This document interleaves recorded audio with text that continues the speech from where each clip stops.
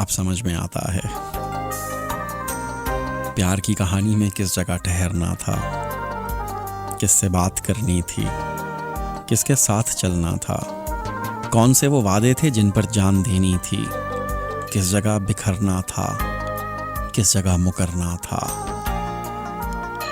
किसने इस कहानी में कितनी दूर चलना था, किसने चढ़ते सूरज के साथ साथ ढलना था।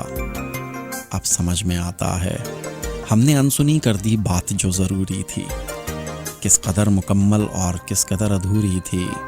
वो जो एक इशारा था, जिक्र जो तुम्हारा था, वो जो एक किनाया था जो समझ ना आया था। अब समझ में आता है जान ही के दुश्मन थे जान से जो प्यारे थे।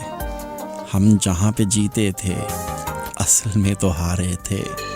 राह जिसको समझे थे रास्ता नहीं था वो, वास्ता दिया जिसको वास्ता नहीं था वो। किसने रद्द किया हमको, किसने क्यों बुलाया था, जिसको जितना समझे हम क्यों समझ ना आया था। जिंदगी के भेदों को हमने अब समझना था, तब समझ भी आती तो हमने कब समझना था।